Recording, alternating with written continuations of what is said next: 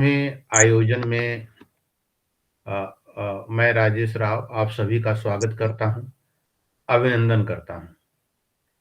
विशेष तौर पर आज के हमारे जो वक्ता हैं श्री निर्देश प्रजापति जी, दिल्ली विश्वविद्यालय में आप शोधार्थी हैं और नमस्कार सर। आप हमारे मित्र और आज के विशिष्ट वक्ता विद्वान डॉक्टर अजीत कुमार पुरी जी विशिष्ट वक्ता के रूप में हैं। मैं अजीत पुरी जी का स्वागत और अभिनंदन करता हूं। सभी साथियों का जो इस कार्यक्रम में भाग ले रहे हैं उनका स्वागत और अभिनंदन करता हूं। दयाल सिंह कॉलेज के हिंदी विभाग के विद्यार्थी और हिंदी विभाग से इतर जो भी इसमें जुड़े हुए हैं श्रोतागण, भाग लेने वाले, बातचीत करने वाले, उन सभी का मैं स्वागत और अभिनंदन।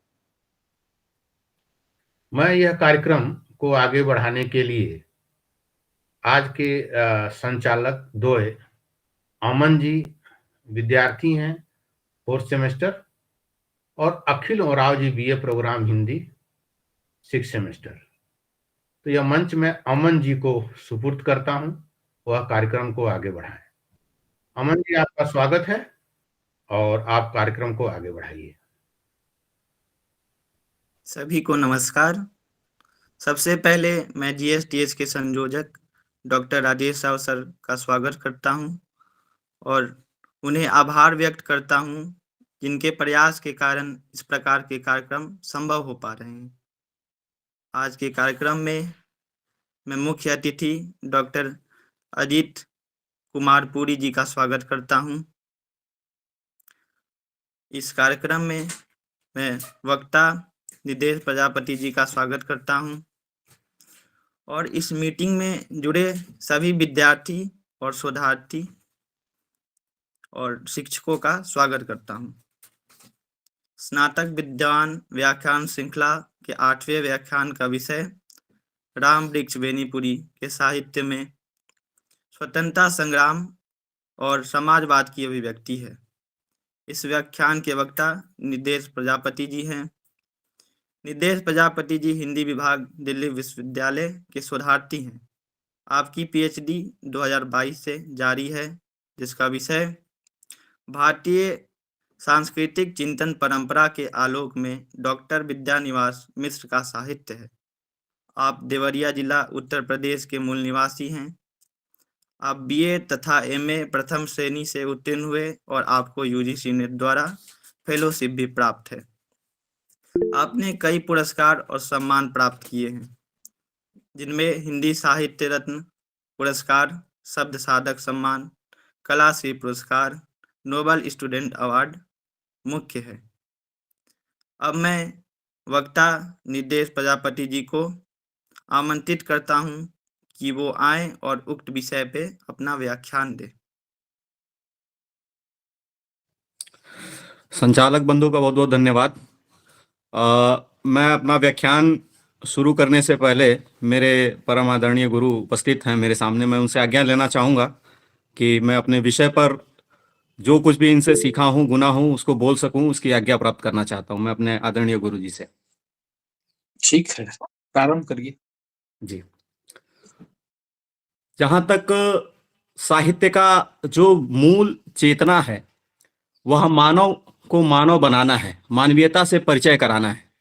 हजारी प्रसाद द्विवेदी जी लिखते हैं कि मानव जीवन से उत्पन्न होकर ही जो भी अनुभव है, जो भी समरसता है, जो भी जीवटता है, जो भी चेतना है, उससे उत्पन्न होकर के जब उसका आत्मानुभूति मानव करता है, तब जाके साहित्य उसकी चेतना को और समृद्ध कर पाती है। तो भर्तृहरि ने लिखा है कि साहित्य, कला, संगीत के बिना मनुष्य पशु के समान है।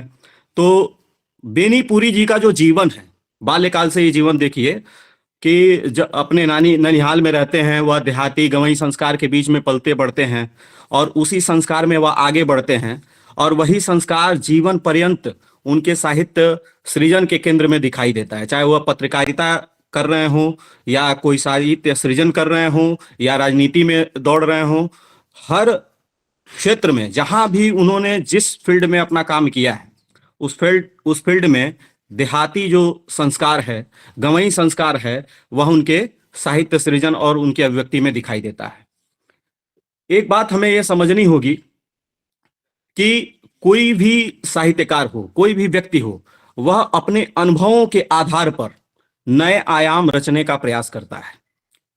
बेनीपुरी जी के जीवन में साहित्य, पत्रकारिता और राजनीति की त्रयी जीवन पर्यंत दिखाई देती है। इसी त्रिवेणी में उन्होंने जो कुछ भी समाज को दिया वह चिंतनीय है, वंदनीय है। चाहे माटी की मूर्तें उनकी रचना हो या गेहूं और गुलाब हो, इन सब के आधार पर उन्होंने जो भी सृजन किया वह मनुष्य को मनुष्यता का पाठ सिखाता है कि आदमी तू भी है, आदमी मैं भी हूं। यूं तो हर आदमी आदमी है, मगर आदमी क्या है, बेकार है जब आदमी ही नहीं आदमी के लिए। वह मानवीय संबंधों को बीच में रख करके, सबसे केंद्र में रख करके अपने साहित्य को रचने का प्रयास करते हैं। मुझे लगता है समाजवाद का लक्ष्य भी यही है कि मानव को मानव से जोड़ना, मानव की स्वतंत्रता पर अपना पक्ष रखना, अपने विचार रखना। तो समाजवाद के आधार पर, समाजवाद की धरती पर जो बेनीपुरी जी अपना साहित्य रचते हैं वह वस्तुतः भारतीय संस्कृति से संबंध होती हुई दिखाई पड़ती है। उनका जो समाजवाद है वह भारतीय संस्कृति और उसकी अक्षुण्णता से जुड़ा हुआ है। वह भारतीय संस्कृति की प्रभुता के उन्नायक रचनाकार माने जा सकते हैं। उन्होंने जितनी भी रचनाएं लिखी हैं, आप देखिए ना, रजिया, बलदेव, मंगर, माटी की मूर्तों में जिन पात्रों का वह जिक्र कर रहे हैं वह लोक के पात्र हैं, और लोक की अस्मिता इस प्रकार से रची बसी है उनके अंदर। उनके ही अंदर क्या, भारतवर्ष को देखिए, भारतवर्ष स्वाधीनता संग्राम की लड़ाई लड़ रहा है, यूनान, मिस्र, रोमा सब मिट गए, लेकिन भारत क्यों नहीं मिटा? क्योंकि वह लोक से, देहात से, उसके रीति रिवाजों से, उसके परंपरा से, उसके भाषा बोली से इस प्रकार अविच्छेद रूप से अभ्यंतराभ्यंतर से जुड़ा हुआ है, जिसने अंग्रेजों के, जो अपने आप को बहुत ही चालाक समझते थे, बहुत ही तथाकथित चालाक समझते थे, वह भी इस लोक की संप्रभुता को, गंभीरता को समझते समझते खुद ही भाग गए यहां से। तो बेनीपुरी जी इसी लोक परंपरा में, इसी गवई संस्कार में पले बड़े थे, और इसी संस्कार का प्रभाव उनके साहित्य में दिखाई देता है, उनकी पत्रकारिता में दिखाई देती है, उनकी राजनीति में दिखाई देती है। सन 1921 में असहयोग आंदोलन, जिस समय वो 22 वर्ष के हो चुके थे, बाल्यकाल से ही उनमें प्रभुता थी पढ़ने लिखने की, जो अपने मामा के वहां जो संस्कार पाए, हिंदी साहित्य, संस्कृत, उर्दू आदि भाषाओं से परिचित हुए, उसी प्रभाव, उसी पढ़ने लिखने के प्रभाव के स्वरूप में हम देखते हैं कि जब असहयोग आंदोलन, उससे पहले चंपारण आंदोलन पूरे बिहार की क्रांति को गर्म कर चुका था, और असहयोग आंदोलन का प्रभाव उस युवक पर पड़ा जिसने बिहार की जो संस्कृति है, वहाँ के किसान जीवन है, वहाँ के लोगों की जो जीवन व्यवस्था है, वहाँ पर ब्रिटिश नीतियों का जो प्रभाव दिखाई दे रहा था, उसको खुली आंखों से देख रहा है, महसूस कर रहा था। समझने वाली बात यह है कि जो बेनीपुरी जी हैं, उनका जीवन कैसे होता है, बचपन में ही माता पिता गुजर जाते हैं, यानी कि शुरुआत में ही जीवन से संघर्ष है उनका, यातनाओं से संघर्ष है, मतलब जीवन। लेकिन उन्होंने इस बात को स्वीकारा है कि जितनी बार मैंने यातनाएं झेली, जितनी बार मैंने संघर्ष किया, उतना ही मैं और निखरता चला गया, उतना ही और दृढ़ होते चले गए। जितना अधिक सोने को तपाया जाता है उतना ही अच्छा वह कुंदन बन पाता है। इस उक्ति को संपूर्ण स्वीकार करते हुए बेनीपुरी जी अपनी रचना और अपनी रचनाधर्मिता के माध्यम से साहित्य सृजन करते हैं। तरुण भारत में पत्रकारिता के शुरुआत करते हुए बालक पत्रिका, फिर उसके बाद जनता, इन सब से जुड़ते हुए आते हैं वो आगे, और समाज, संस्कृति, इतिहास के बारीकियों को समझने वाले साहित्यकार रामवृक्ष बेनीपुरी हैं। इन्हीं चिंतन धाराओं के आधार पर उन्होंने अपनी जो रचनाएं लिखी हैं, चाहे वो आप देख लीजिए कि जंजीरें और दीवारें हो गई, जेल जीवन के अंतर्गत ये लिखे गए। तो जितने भी रचनाओं को उन्होंने लिखा, मुझे लगता है वह समाज, संस्कृति और इतिहास की धुरी पर, इतिहास की धुरी के इर्द गिर्द घूमते हुए अपने मानस को वह स्वीकारते हैं। और एक प्रसंग और आता है कि उन्होंने स्वयं स्वीकार किया है कि तुलसीकृत रामचरितमानस का जब पाठ बचपन में बाल्यकाल में उनके मामा के वहां होता था, उसने जिस प्रकार से तुलसी आज भी लोकमानस में आबाल वृद्ध नारी नर में क्या डाल डाल क्या पात पात, है ना, तो उस जिस प्रकार से यह चरितार्थ करती है पंक्ति कि आबाल वृद्ध नारी नर में, उसी प्रकार बेनीपुरी भी प्रभावित होते हैं उसी आबाल वृद्ध नारी नर के बीच में रहते हुए। मतलब सोचने वाली बात क्या है कि बेनीपुरी जी अपने आप को कालिदास, तुलसीदास, इन इन कवियों के, इन महान कवियों के, महाकवियों की परंपरा के श्रेणी में अपने आप को रखने का प्रयास करते हैं। और इसमें जो उनका साहित्य उभर कर सामने आया है, उससे हमें ये समझना होगा कि समाजवाद के जो मूल चिंतन में दिखाई देता है, आचार्य नरेंद्र देव हों, जयप्रकाश नारायण जी हों, इन लोगों ने जो भारतीय अस्मिता के संबंध में समाजवाद को देखने का प्रयास किया, उसी को साहित्य में स्वीकारने का और उसको पिरोने का कार्य किसने किया? बेनीपुरी जी ने किया। तो कुल मिलाकर के देखना होगा यही कि बेनीपुरी जी गवई संस्कार के अंतर्गत समाज को नई दिशा देने के लिए समाजवाद का दामन थामते हैं। उनका समाजवाद कार्ल मार्क्स या अन्य विदेशी पाश्चात्य समाजवाद से बिल्कुल विपरीत है। उनका जो स्वाधीनता आंदोलन के संबंध में सोचने का जो वैचारिकता है वह अलग है। वह एक नवीन दृष्टि रखते हैं जिसमें उनके जो प्रेरक हैं वह तुलसीदास हैं, उनके जो प्रेरक हैं वह कालिदास हैं, उनके जो रचना धर्मिता के केंद्र में हैं वो ऐसे महान साहित्यकार हैं जिन्होंने भारतीय संस्कृति को संपूर्णता प्रदान करने का कार्य किया है। मुझे लगता है कि इस विषय पर मेरी अपनी समझ से, छोटे समझ से जितना बन पाया है मैं उतना रखने का प्रयास किया हूं। अब मैं अपने आदरणीय गुरु जी से आज्ञा लेना चाहूंगा इस विषय पर, उनका व्याख्यान हम सुनेंगे। इसी के साथ इस मुझे अवसर देने के लिए आदरणीय श्री राजेश राव सर का हार्दिक अभिनंदन। प्रणाम सर। निर्देश जी, अगर आपके मन में और प्रश्न है तो आप कर सकते हैं, मतलब बोल सकते हैं अगर आपके मन में है, अभी समय है, नहीं तो हम लोग विद्यार्थियों को बोले आपसे बातचीत करने के लिए। हाँ बिल्कुल सर, बिल्कुल, मेरे पास अभी इतना ही है। ठीक है, ठीक है, ठीक है। प्रश्न मैं ही शुरू करता हूं, उसके बाद विद्यार्थी आएंगे, उसके बाद अजीत जी को हम आमंत्रित करेंगे, बातचीत करेंगे जी।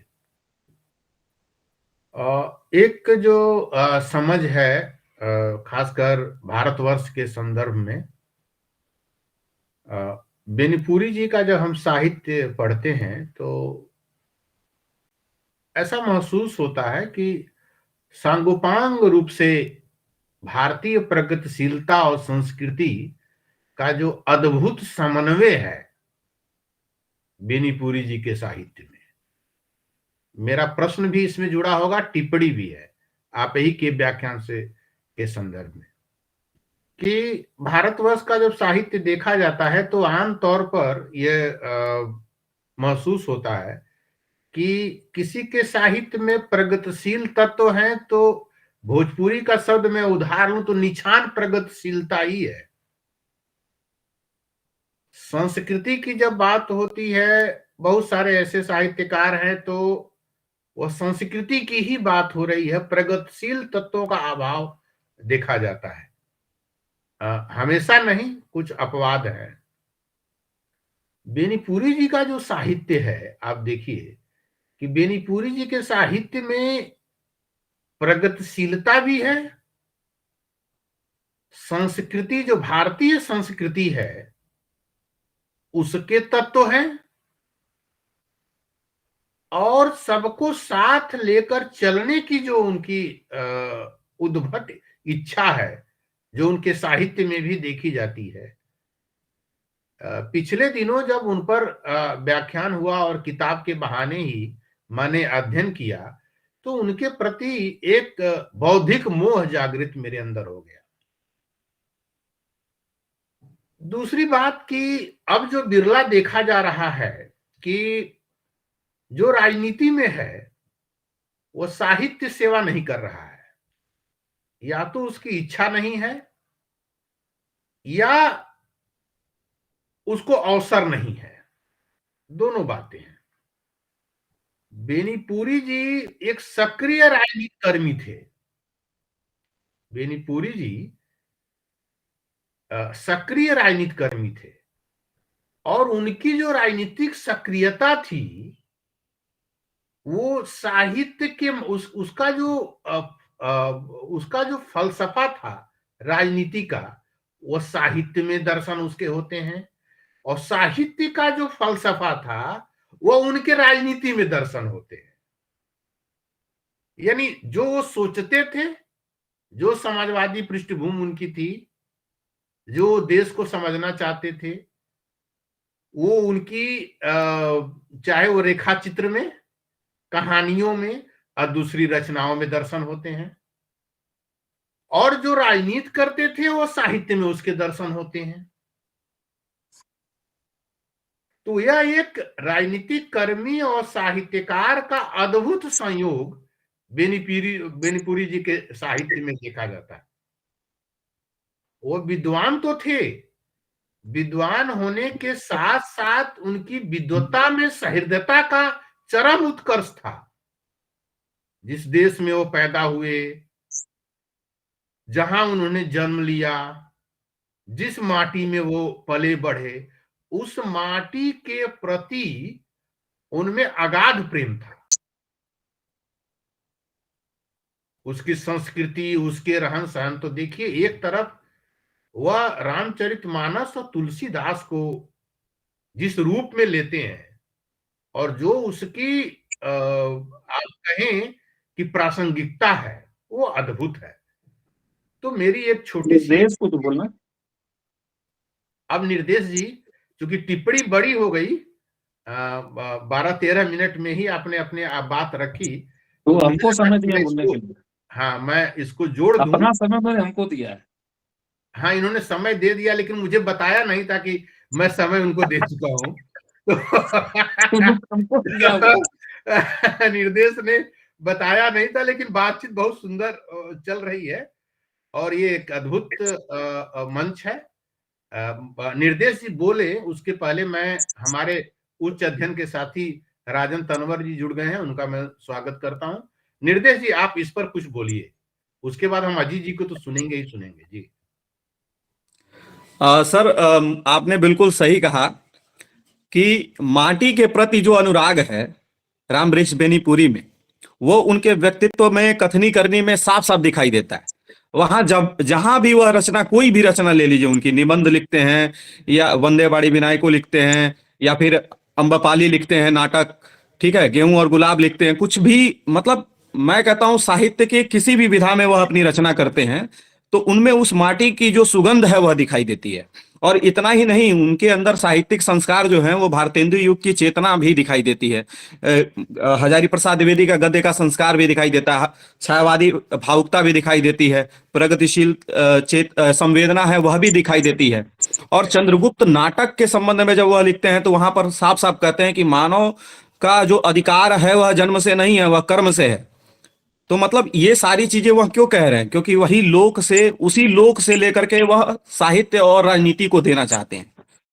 जो उनका जो केंद्र बिंदु है, जो उनका मानस बिंदु है, वह लोक से है। जैसे तुलसी लोक भाषा में श्री रामचरितमानस की रचना करते हैं, उसी तरह रामवृक्ष बेनीपुरी जी अपनी रचना धर्मिता में लोक को केंद्र में रखते हैं, गवई संस्कार को केंद्र में रखते हैं। देहाती जो संस्कार है, रसज्ञता है, रस है, देहाती जो भाव है, संवेदना है, उसको प्रमुखता से साहित्य का केंद्र बनाते हैं, उसी को प्रमुखता से राजनीति का भी केंद्र बनाते हैं, उसी को प्रमुखता से पत्रकारिता को भी, पत्रकारिता में भी रखते हैं। और कुल मिलाकर वह यही कहना चाहते हैं कि मनुष्य का लक्ष्य क्या है? मानवीयता को संरक्षित करना। तो रामवृक्ष बेनीपुरी जी इसी संवेदना के संवाहक हैं और इसी राजनीति, साहित्य, पत्रकारिता के दौरान इसी संवेदना के जरिए वो अपनी बात को रखते हैं।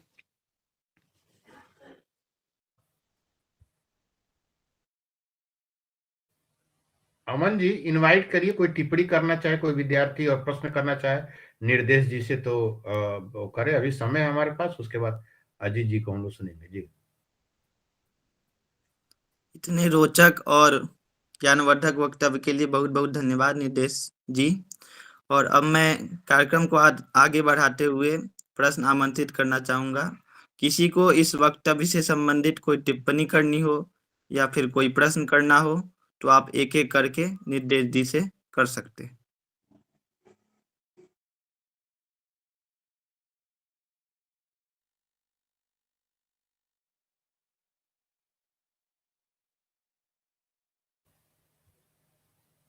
अगर किसी के मन में कोई प्रश्न है, टिप्पणी है, तो वह कर सकते हैं।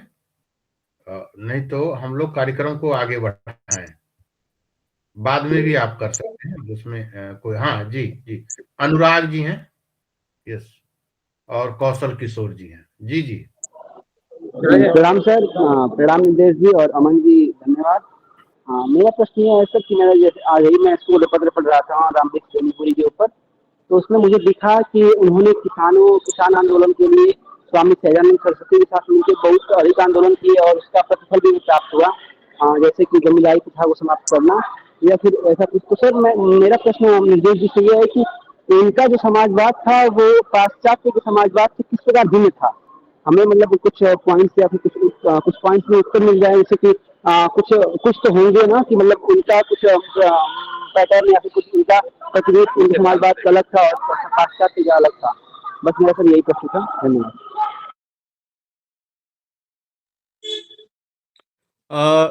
देखिए अनुराग जी, आपने बिल्कुल सही कहा कि श्रद्धेय स्वामी सहजानंद सरस्वती जी का उनका प्रभाव उन पे था, उनके साथ उन्होंने बिहार की किसानी जीवन पे कार्य किया था। अच्छा पढ़ा आपने। आपका प्रश्न भी बहुत निसंदेह प्रासंगिक है कि पाश्चात्य समाजवाद और भारतीय समाजवाद, समझने वाली बात यह है कि पाश्चात्य शब्द है और एक भारतीय शब्द है। भारतीय समाजवाद क्या करता है, वैश्विक विश्व बंधुत्व के मूल्यों पर कार्य करता है। वहां पर कोई एक देश नहीं है, एक नेशन नहीं है। यहां पर क्या है, मानवीयता है। मानव की संप्रभुता पर आधारित भारतीय सामाजिक दृष्टिकोण दिखाई देती है रामवृक्ष बेनीपुरी के साहित्य में। उसके केंद्र में क्या है, मानवीय संप्रभुता, मानवीय संवेदना, जो मूल रूप से। और एक बात और ध्यान रखनी है कि मार्क्स में वर्ग संघर्ष दिखाई देता है, वहां के समाजवाद में, पाश्चात्य समाजवाद के अंतर्गत वर्ग संघर्ष दिखाई देता है, जबकि भारतीय समाजवाद के अंतर्गत वर्ग संघर्ष नहीं है, वर्ग समन्वय की बात करते हैं। जहां पर गेहूं भी है, गेहूं की भी आवश्यकता है, वहां पर गुलाब की भी आवश्यकता है। गेहूं और गुलाब पढ़िए आप, उसमें जो गेहूं को किस रूप में दिखाते हैं, भौतिक रूप में, और गुलाब को सांस्कृतिक प्रतीक के रूप में, और दोनों का समन्वय भारतीय समाजवाद है। शानदार उत्तर निदेश जी, धन्यवाद। धन्यवाद जी। कौशल जी आप अपना प्रश्न रखिए। पहले मैं निर्देश को मैं बधाई देना चाहता हूं।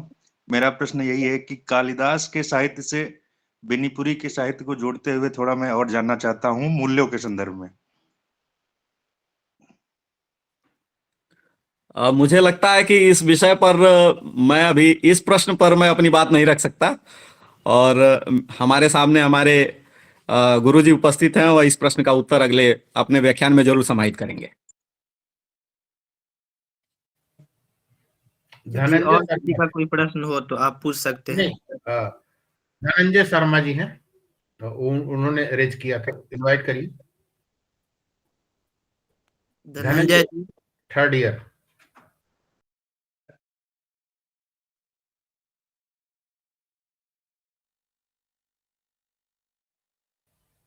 धनंजय, अगर आपको मेरी आवाज आ रही है और आप प्रश्न करना चाहते थे या टिप्पणी करना चाहते थे, आपने हैंड रेज किया था।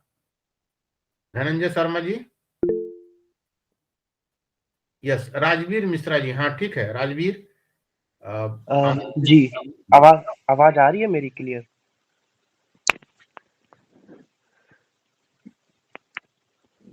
हाँ आवाज आ रही है, आप प्रश्न करें। जी, निर्देश प्रजापति जी, मैं आपका बहुत बहुत धन्यवाद करता हूँ इतना अच्छा व्याख्यान के लिए।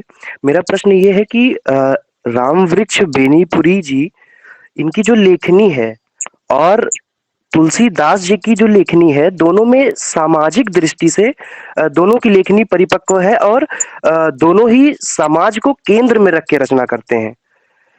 एक एक की भावना है लोक मंगल की भावना, एक की भावना है मानवीय और सामाजिकता की भावना।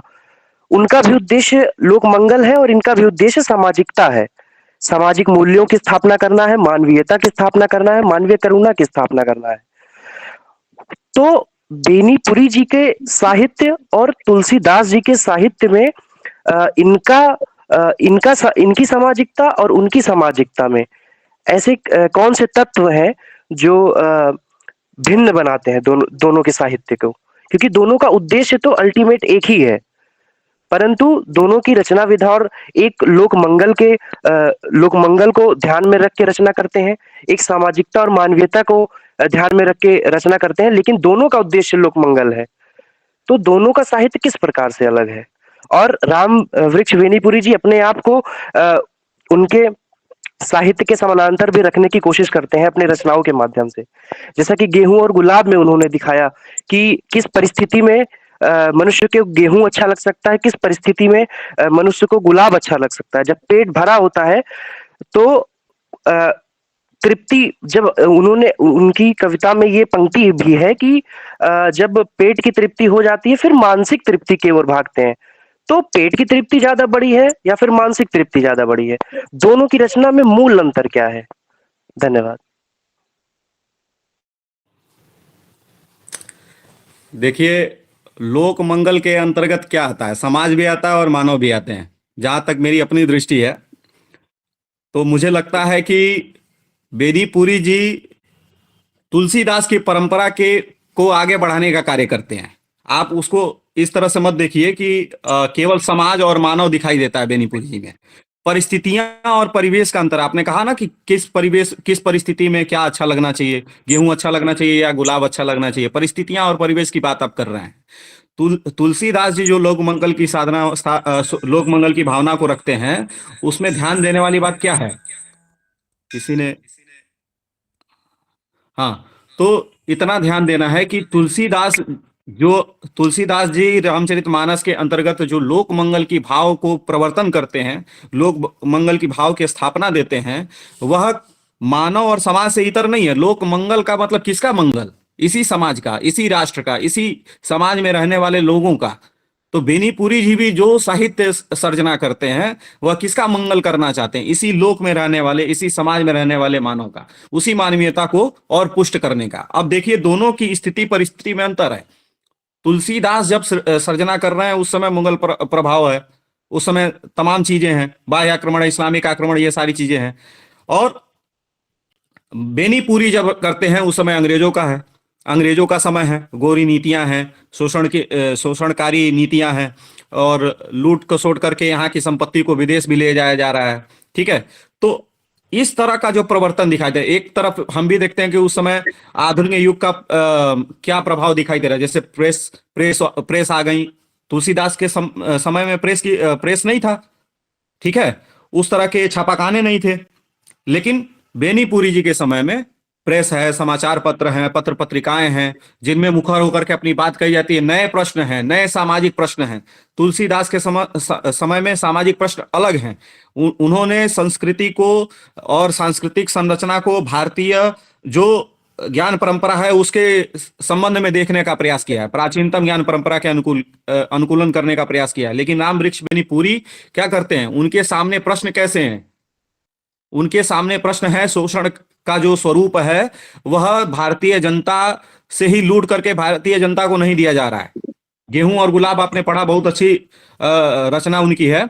जैसे गेहूं को भौतिक रूप में दिखा रहे हैं, भौतिक संपन्नता के रूप में, और गुलाब को सांस्कृतिक संपन्नता के रूप में, तो दोनों में वह प्राचीनता से नवीनता के बीच समन्वय का भी प्रयास करते हैं। ठीक है, तो दोनों के समन्वय का प्रयास वो अपनी रचना के माध्यम से करते हैं। और तुलसीदास ने तो भारतीय संस्कृति के जरिए एक नया उदात्त स्वरूप प्रस्तुत किया, जिसके आलम्बन में हम खड़े होकर भारतीय ज्ञान परंपरा को स्थिर करने का प्रयास करते हैं, सोचने का प्रयास करते हैं, भारतीयता को व्याख्यायित करने का प्रयास करते हैं। तो दोनों के, मुझे लगता है कि आंशिक रूप से राम वृक्ष बेनीपुरी जी तुलसी के उस परंपरा को निर्वहन करने का प्रयास करते हैं अपने साहित्य के माध्यम से। पर कहीं ना कहीं तुलसीदास जी ने अपनी रचना में मानवीय दुखों की भी चर्चा की है। उन्होंने दरिद्रता को सबसे बड़ा दुख माना है, और ये मानते हुए ये कहा भी है कि नहीं दरिद्र सम दुख जगमाही। तो उनके समय में भी मानवीय दुखों की चर्चा की जा रही है, उनके रचनाओं में बताया जा रहा है। और गेहूं बनाम गुलाब में भी गेहूं एक दुखों का प्रतीक है, मानवीय दरिद्रता का प्रतीक है, कि मतलब एक गरीब किसान के लिए सुंदर उसके लिए गेहूं ही है, उसके लिए गुलाब से कोई मतलब नहीं है। तो दोनों के दुख में कोई अंतर है, बस मैं ये पूछ रहा था दोनों की रचनाओं में चलिए इस जो। प्रश्न का उत्तर हम देंगे आपको अंत में। ओके सर, ओके, धन्यवाद। हम देंगे आपको।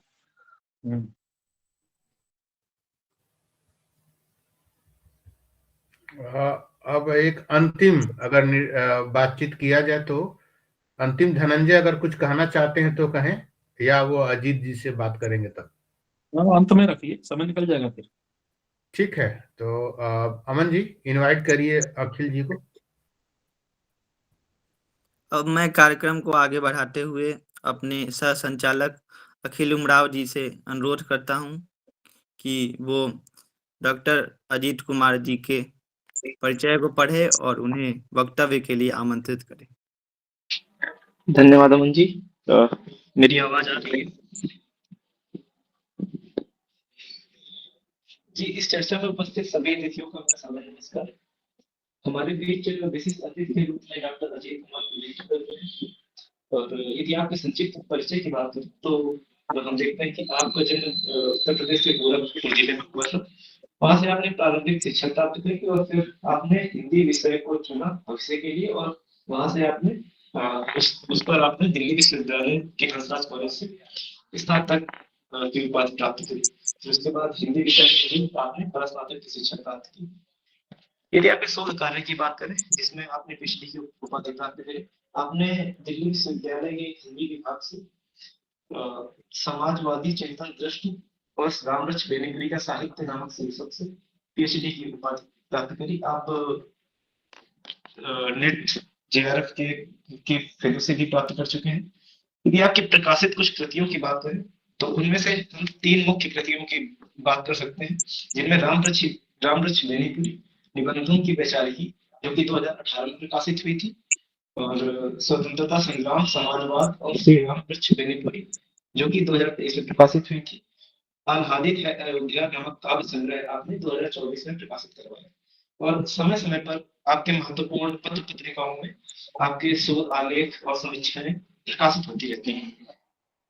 आपके शिक्षण कार्य की बात करें तो आपने 2010 से शिक्षण कार्य प्रारंभ किए और 2010 से 2020 के बीच में विभिन्न दिल्ली विश्वविद्यालय के विभिन्न महाविद्यालयों में जैसे हंसराज महाविद्यालय, एसआरसीसी और पीजीटीवी आदि में अध्यापन कार्य किए। फिर 2020 से 2023 के बीच में आपने देशों में अध्यापन कार्य किए और वर्तमान में आप हिंदी विभाग दिल्ली विश्वविद्यालय में सहायक आचार्य के पद पर कार्यरत हैं।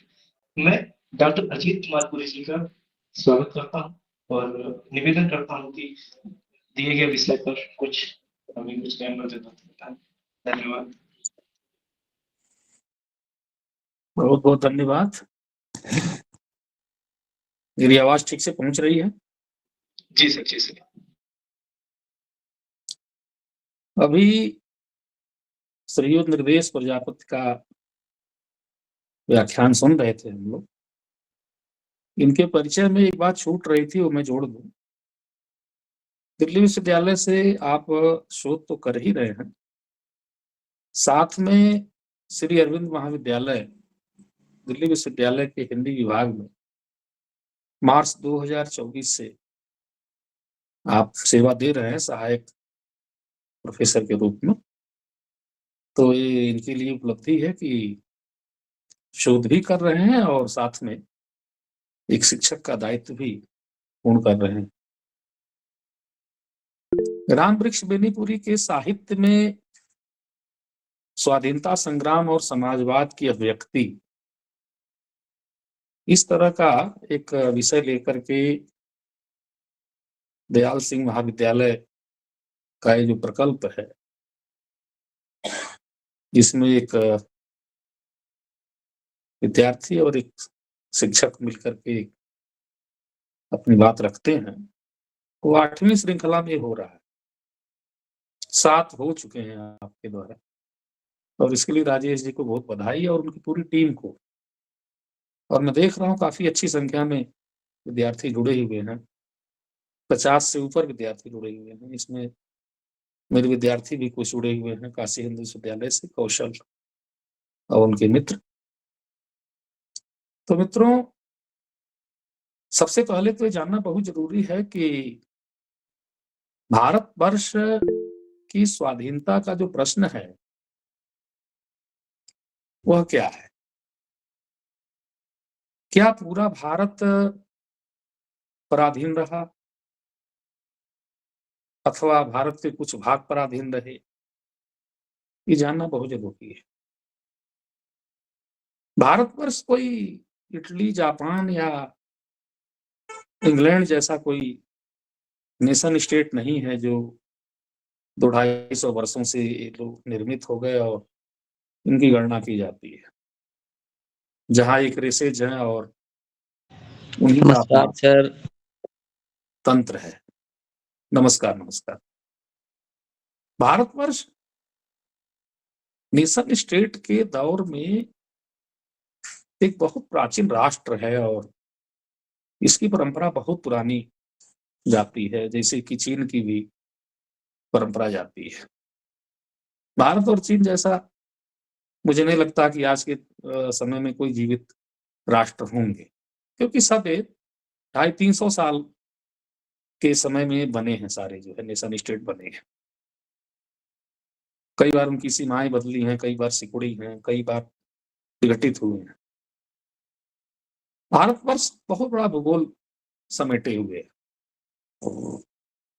पुस्तकों में देखेंगे तो पुस्तकें कुछ इस तरह से लिखी गई हैं कि हमें इस बात को बताया जाता है कि 800 वर्षों से यह देश पराधीन रहा है। थोड़ा सा इसमें संशोधन करना चाहिए। भारतवर्ष के किसी भूभाग पर अगर कोई अधिकार कर लेता है तो इसका मतलब नहीं हो जाता है कि वो पूरे भारत का शासक हो गए। इसको बड़े सूक्ष्मता से समझने की जरूरत है। हाँ, ये सही है कि 800 वर्ष पहले से जब मोहम्मद बिन कासिम ने भारत पर आक्रमण किया तो भारत में एक राजनीतिक उथल पुथल शुरू हो गई और राजनीतिक स्थिरता जो है वो चली गई। लेकिन देश के दूसरे भागों में भारतीय लोग शासन करते रहे और वो अंग्रेजों तक आता है। अंग्रेज भी पूरे भारत के शासक नहीं थे। 1858 में 1 नवंबर को विक्टोरिया का जो घोषणा पत्र आया तो उसमें यही कहा गया कि ईस्ट इंडिया कंपनी ने जो भारतीयों के साथ अत्याचार किया अंग्रेजों के साथ, उसके लिए हम क्षमा चाहते हैं और आज के बाद, जिस दिन उन्होंने अपना घोषणा पत्र जारी किया, आज के बाद भारतीय नरेशों की 1 इंच भूमि भी इंग्लैंड जो है अधिकृत नहीं करेगा। यानी कि राज्य हड़पने की डलहौजी की नीति से जो आक्रोश भारतीय नरेशों में जो उत्पन्न हुआ और 1857 का जो संग्राम हुआ, इसमें भारतीय नरेश विजयी नहीं हो पाए और कर्जन ने उसका दमन किया। कर्जन फिर वाइसराय हुए, विक्टोरिया के भतीजे थे।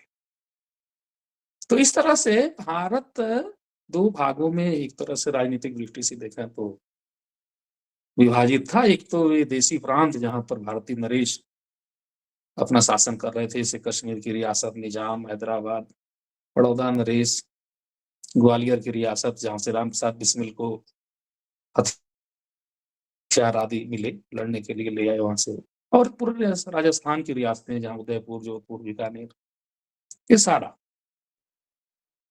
तो ये तो दिमाग में आप रख लीजिए कि पूरा भारतवर्ष जो है एक दिन के लिए भी किसी के अधीन नहीं रहा। अर्थात भारतवर्ष को पराधीन कहना अपने आप में बहुत बड़ी मूढ़ता की स्थिति है, अज्ञान की स्थिति है। ये तो दिमाग में आप रख लीजिए। हाँ, भारतवर्ष के किसी भूभाग पर विदेशियों ने शासन किया जबरदस्ती अधिकार करके, ये बात मानी जा सकती है। जैसे कि गोवा और पांडिचेरी में आप देखेंगे कि अंग्रेजों के जाने के बाद भी जो है पुर्तगालियों और फ्रांसीसियों का शासन बना रहा, बाद में फिर उसको वहां से हटाया गया। तो एक बात तो ये है, भारत के स्वाधीनता और अधीनता के संबंध में एक मतलब मैं चाहता हूं कि आप लोगों को सही जानकारी मिले, और आप ये जाने कि भारतवर्ष जैसे कि मुगलों और इसके जो है संतलत काल के समय में भी एक बड़ा भूभाग जैसे विजयनगर साम्राज्य जो है सुरक्षित और विकसित प्रदेश रहा है, उसी तरह से अंग्रेजों के रहते हुए भी भारतवर्ष में जोधपुर, मैसूर, बड़ौदा, कश्मीर जैसे जो है प्रांत रहे हैं जहां पर भारतीय अपना ज्ञान का उन्मेष करते रहे हैं, विकास करते रहे हैं। ये जानना जरूरी है। हाँ, दूसरी बात जो मैं कहना चाहूंगा कि रामवृक्ष बेनीपुरी का जो जन्म है वह ऐसे भूभाग में हुआ जो पराधीन था। बिहार के मुजफ्फरपुर जिले के जो है बेनीपुर गांव में 23 दिसंबर 1899 को इनका जन्म हुआ, और आप मान के चले तो 19वीं सदी जो है एक तरह से बीत रही थी और 20वीं सदी आने की थी। और हिंदी साहित्य की दृष्टि से देखा तो दिव्य भारतेंदु युग जो है समाप्त हो रहा था और द्विवेदी युग शुरू हो रहा था। रामवृक्ष बेनीपुरी का जन्म ऐसे प्रदेश में हुआ जो प्रारंभिक दौर में ही जो है अंग्रेजों के ईस्ट इंडिया कंपनी के दमन का शिकार हो गया। आपको पता ही है कि मीर कासिम ने जो युद्ध लड़ा, शाह आलम, मीर कासिम और सुजाउद्दौला ने, मुगल्स, बंगाल और अवध के जो नरेशों ने, राजाओं ने जो युद्ध लड़ा बक्सर में, वो बिहार में ही हुआ था। 1757 में जो प्लासी का युद्ध हुआ, क्लाइव ने जो, हालांकि युद्ध होने नहीं पाया, मिर्जाफर के कारण जो है वो सिराजुद्दौला परास्त हो गए, और बंगाल में अंग्रेजों का एक तरह से टैक्स लेने का जो अधिकार मिल गया, फिर धीरे धीरे वो मीर कासिम तक आते आते शासक जैसे हो गए। और फिर मीर कासिम मुगल्स और अवध की सेनाओं को परास्त करने के बाद आप देखते हैं कि अंग्रेज एक शक्ति हो गए।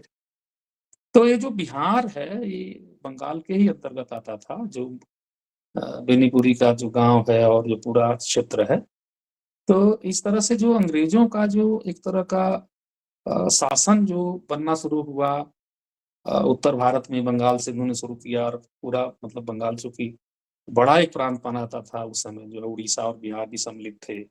1856 में उन्होंने अवध को भी मिला लिया। तो एक तरह से उत्तर भारत का जो पूरा बेल्ट है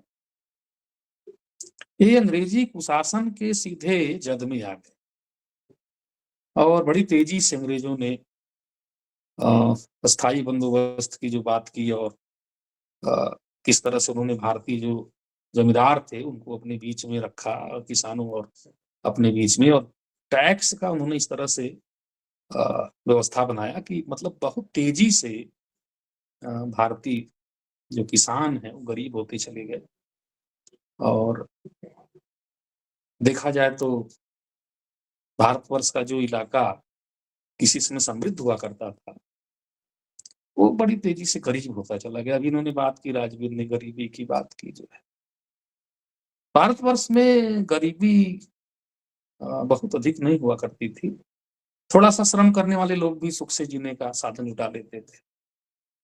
भारत में गरीबी कृत्रिम थी, यानी कि अंग्रेजों के द्वारा कुशासन करके जो है गरीबी उत्पन्न की गई थी, जिसके संबंध में आप जब देखते हैं चंपारण का जो गांधी जी ने जाकर के जो आंदोलन किया, जिसमें उन्होंने कहा था नील बोने के लिए, उपजाऊ भूमि में नील की खेती करने का जो एक प्रोग्राम अंग्रेजों ने शुरू किया था, एक तरह से खेत को बर्बाद करने का था, ऊसर हो जाए वहां पर, उनको अपने व्यापारी खेत को पूरा करना मूल ध्येय था।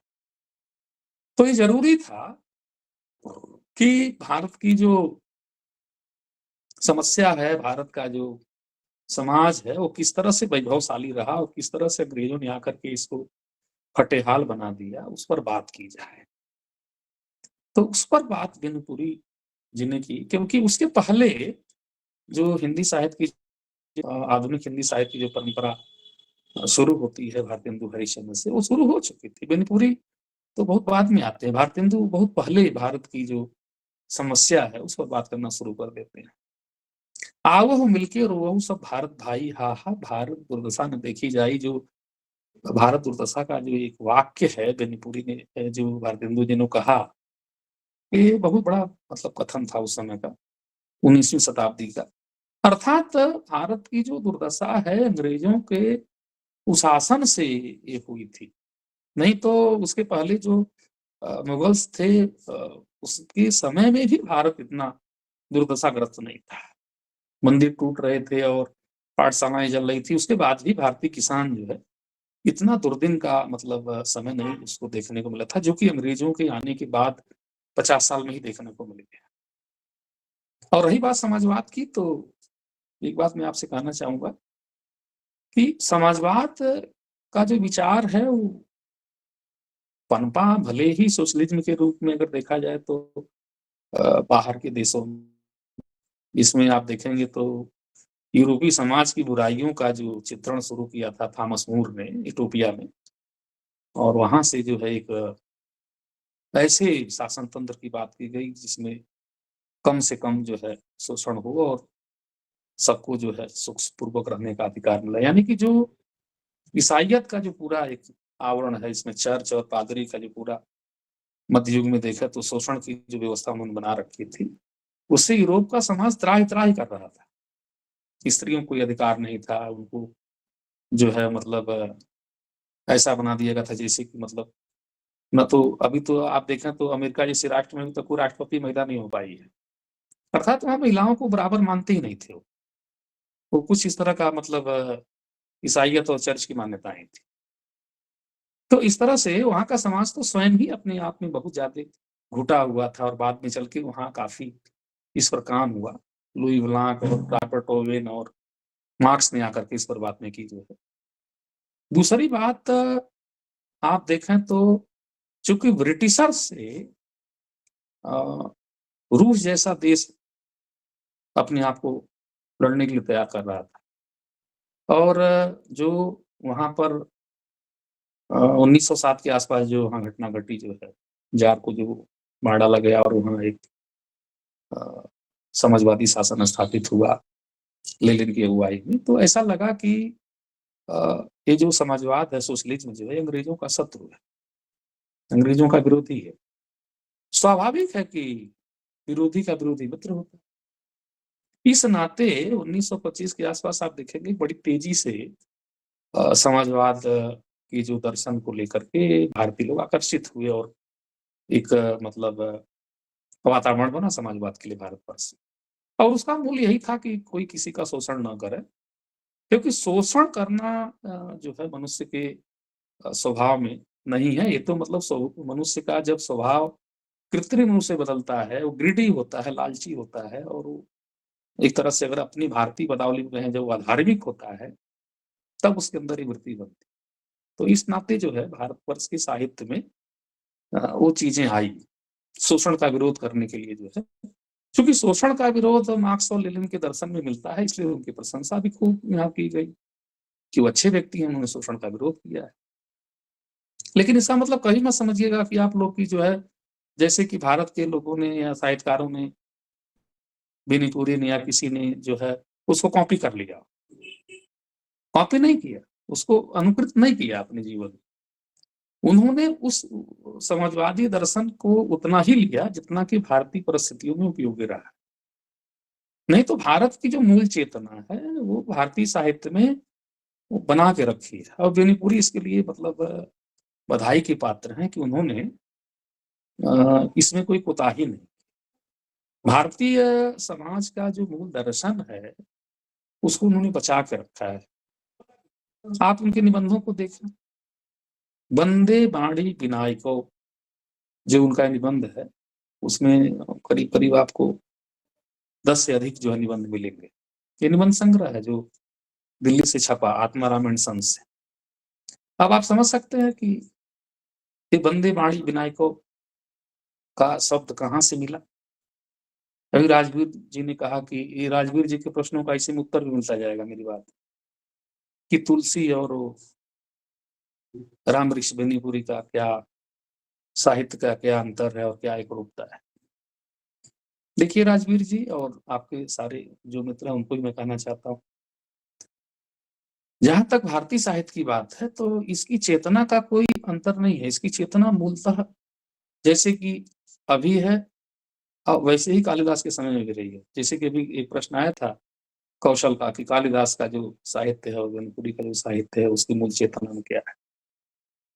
मानव मन का संस्कार करना साहित्य का उद्देश्य रहा है भारतवर्ष में। यहाँ साहित्य जो है केवल मनोरंजन की वस्तु नहीं रहा है कि मतलब मन को रंजित कर लिया जाए और बात खत्म हो गई। इसलिए आप देखें तो गुप्त जी ने भी कहा है कि केवल जो है मनोरंजन का उद्देश्य नहीं होना चाहिए साहित्य, हमारे चित्त का जो संस्कार करे। तो कालिदास का साहित्य भी चित्त का संस्कार कर रहा है, बेनीपुरी का साहित्य भी चित्त का संस्कार कर रहा है और तुलसीदास का भी कर रहा है। वंदे वाणी विनायको जो शब्द है ये आपको तुलसीदास के मानस के शुरू में ही मिलेगा, जब वो वंदना करते हैं। वाणी माने सरस्वती की और विनायक माने गणेश की।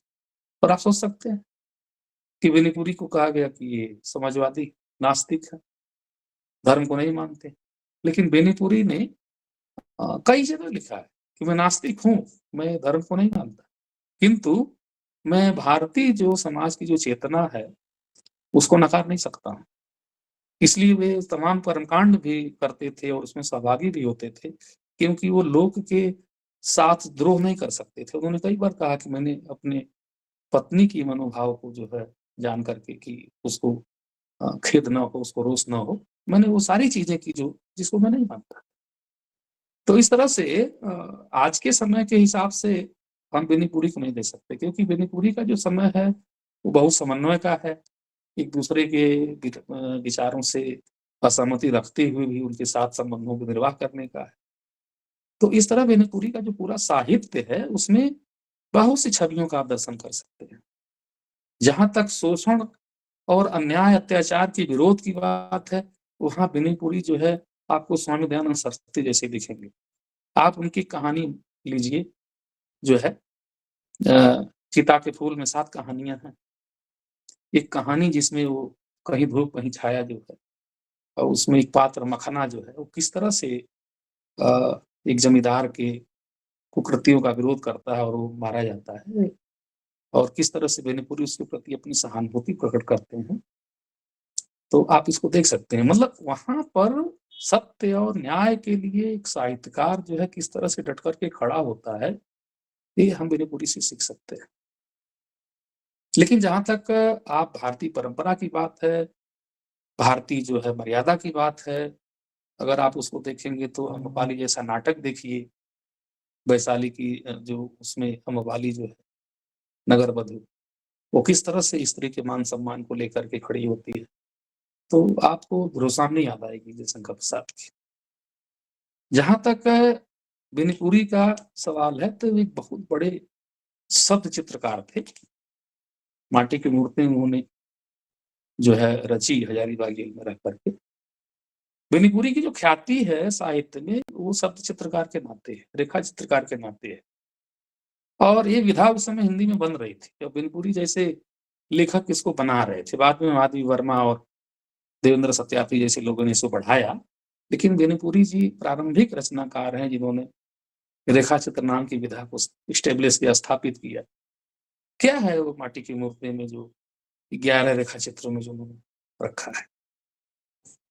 आप चाहे उसमें मंगर को देखिए, चाहे उसमें रजिया को देखिए, चाहे आप उसमें सुभान खां को देखिए, ये सब जो पात्र है ये सारे पात्र जो है उन्होंने गढ़े नहीं है कि जैसे कहीं से ला करके काल्पनिक जगत से गढ़ दिया हो।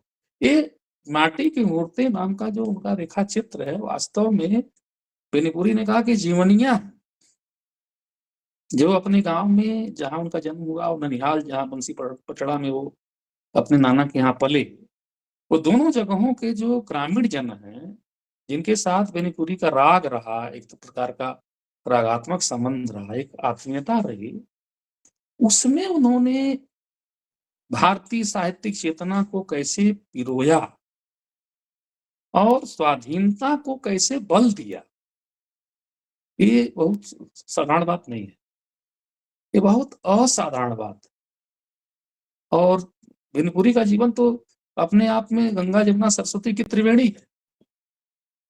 लेखक भी है, पत्रकार भी है, राजनीति के मोर्चे पर डट करके लड़ने वाले योद्धा भी।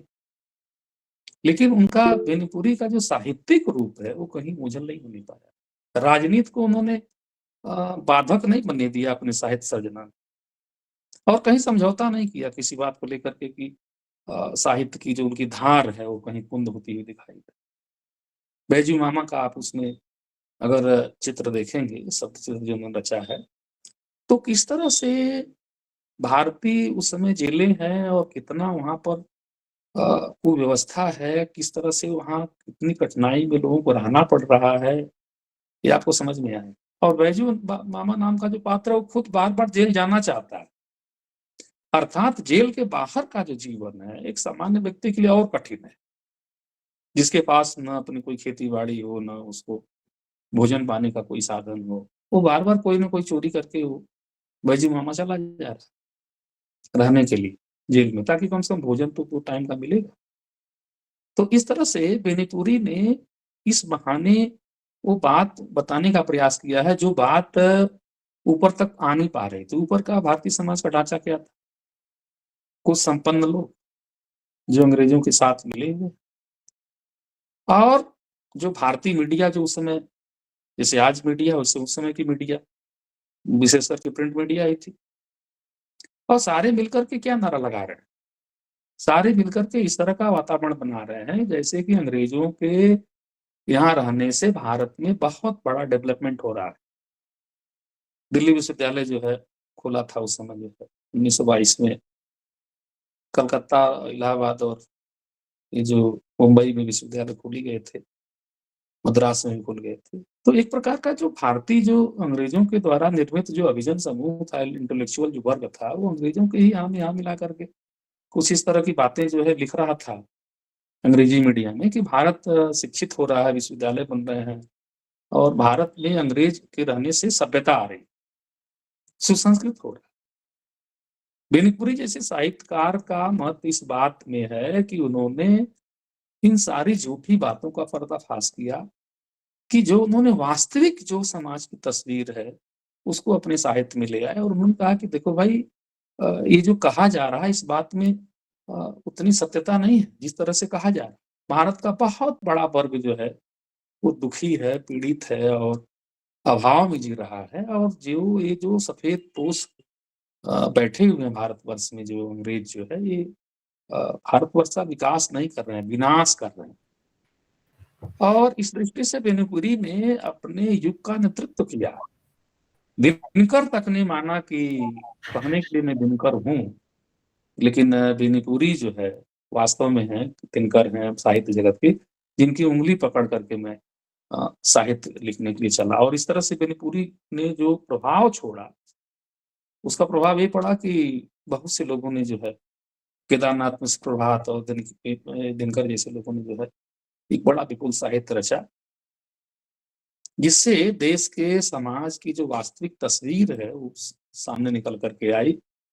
और समाजवादी जो मूल्य है, समाजवादी मूल्य जो समाज में समानता, बंधुता, स्वतंत्रता को लेकर के जो है चला, जो है उसको लेकर के साहित्य में बात होने लगी। और बेनीपुरी का जो मुख्य जो औदात्य है इसलिए है उन्होंने इसमें आगे बढ़ के काम, पीछे नहीं रहे। स्वामी सहजानंद सरस्वती जैसे लोगों से जब मतभेद हुआ तो उन्होंने उसको लिखा कि नहीं, स्वाधीनता पूरी चाहिए, जमींदारी से मुक्ति चाहिए, किसानों का अपनी जमीन पर पूरा हक चाहिए, और इसके लिए उनको अगर स्वामी सहजानंद का विरोध करना पड़ा तो विरोध भी किया। क्या समय हो गया क्या कि मैं अपनी बात रख सकता हूं? अखिल जी, सर अगर आप बातों को थोड़ा जल्दी पूरा कर देंगे तो समय वो हो जाएगा। हो गया, 6 बज गया है, लेकिन 5 मिनट और आप बोलें और फिर समाप्त करें जी। 6 बज गए। तो इस तरह से मैं इतना कहना चाहूंगा कि बेनीपुरी का जो साहित्य है बहुत विपुल है और उसमें रेखाचित्र भी है। आवाज बंद करो भाई, ये आ रही कहीं से। बेनीपुरी का जो साहित्य है वो बहुत विपुल है, बृहद है और बहुत मतलब महत्वपूर्ण भी है। इस दृष्टि से महत्वपूर्ण है कि वो उनके समय का एक जीता जागता दस्तावेज है, जिसमें आप देखें तो जो तमाम तरीके के जो लोग हुए हैं जिन्होंने समाज को प्रभावित किया,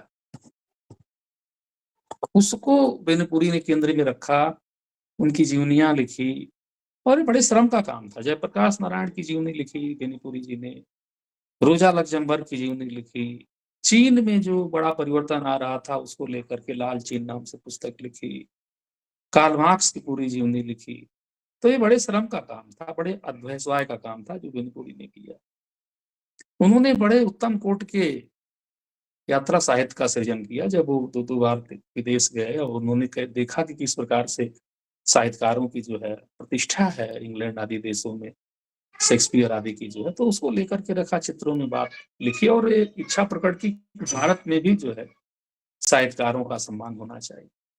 उन्होंने उत्तम संख्या में नाटक भी लिखे, दो उपन्यास लिखा। पतितों के देश में जो उपन्यास है बहुत मार्मिक है कि किस तरह से जो हमारे यहाँ में जो अंग्रेजों ने जो कोर्ट व्यवस्था डेवलप की, उसके चक्कर में फंसने के बाद आदमी की क्या दशा होती है, ये आप पतितों के देश में पढ़ते हैं तो मालूम होता है।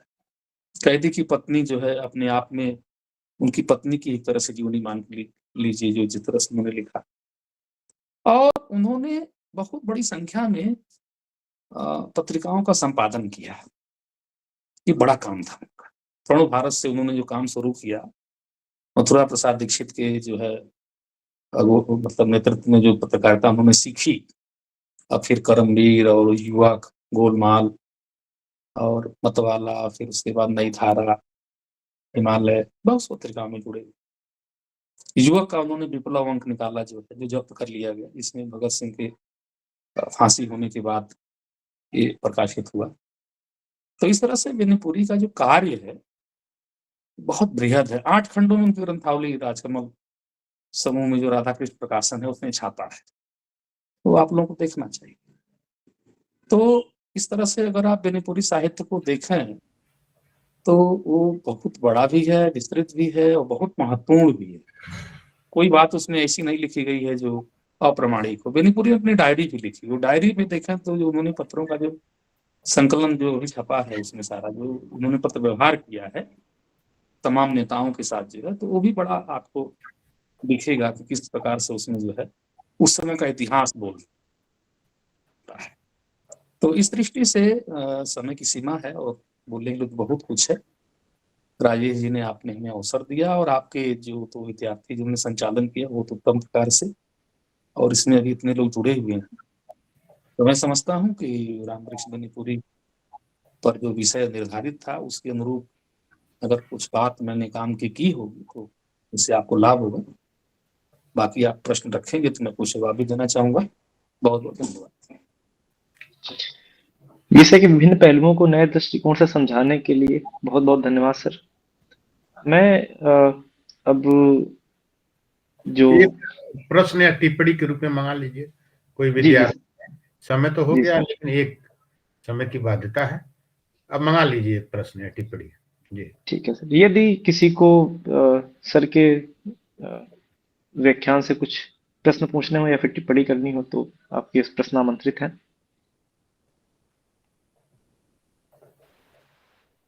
नमस्कार आदरणीय डॉक्टर अजीत सर। सर वैसे तो अभी थोड़े समय पहले राजवीर प्रश्न करते हैं आपसे और मेरे प्रश्न की थोड़ी सी छीट उसमें आती है पर उत्तर की पूरी पुष्टि नहीं हो पाती है। इस लिहाज से मैं ये प्रश्न अपना पूछना चाहूंगा आपसे। जो इन रामवृक्ष बेनीपुरी की मूल प्रवृत्ति है वो है समन्वय, सौंदर्य और यथार्थ का समन्वय, जो कि गेहूं और गुलाब में आता थी, ये स्पष्ट भी होता है। ऐसा उसे उपपूजन सहाय कहते हैं। लेकिन वहीं दिनकर जी भी कहते हैं कि ये केवल वो साहित्यकार नहीं है जो जिनमें कलम से निकलकर साहित्य बनने वाली आग है, बल्कि ऐसी आग भी है जो परंपरा को भी तोड़ती है और मूल्यों पर भी जो है प्रहार करती है और उस समय की जो है राजनीतिक और सामाजिक आंदोलनों को भी जन्म देती है। इस ऐसे मतलब क्लैश करने वाली चीजों में फिर वो अपने गेहूं और गुलाब में भी इस चीज का जिक्र करते हैं। वे कहते हैं कि ये जो समन्वय है मतलब अब उसमें संतुलन लाने की जो है जरूरत नहीं है और उसमें अपना सिर खपाने की जरूरत नहीं है और वो गुलाब को गेहूं के ऊपर रखकर उसे विजय प्राप्त करने के लिए उसे नए मानव की नई आकांक्षा बनाने के लिए शुभकामनाएं देते हैं। सर, इसमें मेरा प्रश्न कुल मिला के यही है कि क्या ये एक मात्र व्यंग्य है या फिर राजनीतिक सुधारवादी होने का कर्तव्य अपना निभा रहे हैं? देखिए धनंजय जी, पहली बात तो मेरी सलाह आपको है कि आप गेहूं और गुलाब, ये जो उनका जो निबंध है या रेखा चित्र जो भी है, आप इसको एक बार और पढ़िए उसमें जाकर। बेनीपुरी ने जो बात कही है तो उसमें अंतर्विरोध इसलिए आपको दिख रहा है या किसी को भी दिख जाता है क्योंकि लोगों को लगता है कि किसी एक लकीर पर कोई चीज जा रही है तो फिर वो हट कैसे रही है। समय और समाज के अपने बहुत से अंतर्विरोध होते हैं और उन अंतर्विरोधों से साहित्यकार को टकराना होता है और इस प्रक्रिया में बहुत से विचारक और बहुत से साहित्यकार भी जो है अंतर्विरोधों को लेकर के चलते हैं अपने साथ, जिसके बारे में आचार्य शुक्ल ने एक थियरी स्थापित की जो है विरुद्धों का सामंजस्य कह करके जो है। बेनीपुरी का आप जीवन देखें तो वो समाजवादी आंदोलन करता है वो, और जिस तरह से समाजवाद भारतवर्ष में आया उसमें चीजें थी कि पूरी जो पहले से परंपरा चली आ रही है उसका विरोध करना है, दुनिया को नए तरीके से बसाना है, एक वैज्ञानिक समाजवादी दृष्टिकोण को लेकर के मजदूर किसान और सबकी बात करनी है। लेकिन जब आप समाज की समस्याओं को सुलझाना चाहते हैं और उससे टकराते हैं तो परंपरा में ऐसा बहुत कुछ मूल्यवान तत्व होता है जिसको आपको ग्रहण करना पड़ता है। आप उसको पूर्णतः त्याग करके आगे नहीं बढ़, एक कदम नहीं आगे बढ़ पाएंगे। और यही कारण है कि भारतीय संविधान में आप जाकर के देखेंगे मूल प्रति पर तो उसमें सीता, राम, कृष्ण आदि की चित्र लगाए गए हैं, क्योंकि बिना राम कृष्ण के कैसे भारत की जो है पहचान बनेगी। तो उस समय के लोगों ने लगाया उसमें, आज भी उसमें लगा हुआ है। बेनीपुरी जी का जहां तक सवाल था, वे समन्वय स्थापित करना चाहते हैं। उन्होंने कहा कि समाज की मूल समस्या केवल भूख नहीं है कि पेट भर गया और उसके बाद काम खत्म। स्वस्थ चिंतन जो है, स्वस्थ संस्कार बहुत जरूरी है, क्योंकि अगर ये नहीं रहेगा तो समाज में धन को लेकर के लूटपाट वाली स्थिति पैदा हो जाएगी, लोग आपस में संघर्ष करना शुरू कर देंगे, संतोष नामक तत्व नहीं रहेगा।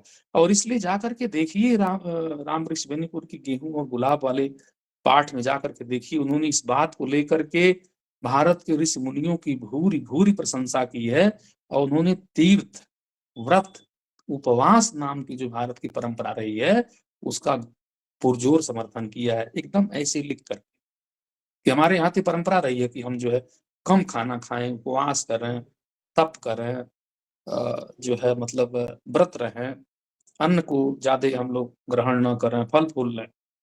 कहने का भाव क्या था?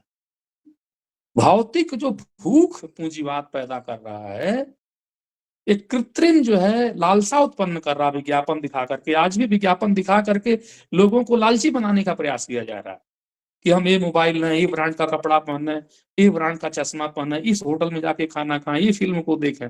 अब ऐसा लालची वातावरण अगर समाज में उत्पन्न होगा तो लोगों के अंदर प्रतिस्पर्धा बढ़ेगी, जिसके पास धन नहीं रहेगा लूटपाट करना चाहेगा, चोरी करेगा। इस चीज को मैंने पूरी समाप्त करना चाहते थे और इसका जब उनको लगा कि कहीं से कोई हमको आधार नहीं मिल रहा है तो वहां पर भारतीय परंपरा का जो आधार है उसको ग्रहण किया। उन्होंने कहा कि अगर ये हमारे लिए उपयोगी है आज भी तो क्यों नहीं इसका उपयोग करें। और इस नाते उन्होंने गेहूं और गुलाब में मस्तिष्क और पेट, इन दोनों पर बात की और कहा कि जैसे पेट जो है शरीर में बीच में है, मस्तिष्क ऊपर है, यानी कि मस्तिष्क महत्वपूर्ण है, अर्थात व्यक्ति संस्कारित नहीं होगा तो केवल जो है भौतिक उपलब्धियां उसको जीवन को सुखी नहीं बना पाएंगी, वो अपूर्ण रहेगा और ये अपूर्णता जो है उसको बड़ी हानि पहुंचाएंगे। और इसीलिए अभी आप जा करके देखिए, 3-4 दिन पहले अभी इंटरव्यू आया था कि इसने एआई का जो है बनाया है, एआई बोलते क्या बोलते, जो आर्टिफिशियल इंटेलिजेंसी जो है अभी जो भारत पूरे संसार में आ गई है, तो उसने कहा जी एआई जी हाँ, अभी दैनिक जागरण में 4-5 दिन पहले एक वक्तव्य आया उस वैज्ञानिक का जिसको नोबेल पुरस्कार मिला था इसको डिजाइन करने, तो उसने कहा था कि हम तो बना करके पछता रहे हैं और अगर इसके दुरुपयोग को नहीं रोका गया तो 30 साल में दुनिया खत्म हो जाएगी। मतलब बहुत चीजें इस तरह से हो जाएंगी कि वो आपस में लड़ भिड़ के जो बर्बाद करेंगे।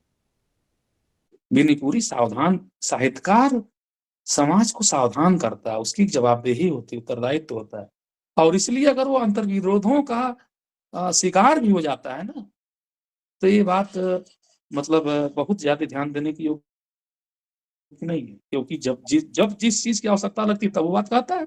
जहां पर लगा कि उनको बेनीपुरी को कि जो समाजवाद भारत के लिए बहुत लाभ है, वहां समाजवाद की बात की, और जहां लगा उन्होंने भारत की जो परंपरा हमारे लिए बहुत महत्वपूर्ण है, वहां उन्होंने उसका पुरजोर समर्थन किया।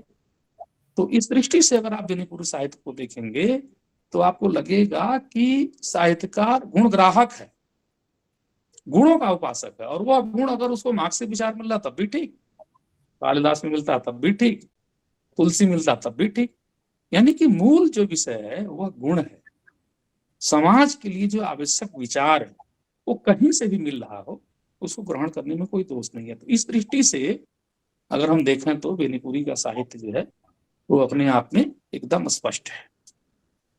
मुझे लगता है धनंजय जी को मेरी बात समझ में आई होगी। जी हाँ, अखिल जी कार्यक्रम को समाप्त की ओर ये करिए। बहुत अच्छा तेरा हो गया, बात बहुत रोचक हुई जी। सर जो विभिन्न पहलू थे आपने उनको बड़े अच्छे समझाया, उसके लिए धन्यवाद। अब मैं जीएसटीएस के संयोजक सर राजेश राव जी को धन्यवाद ज्ञापन के लिए आमंत्रित करूंगा।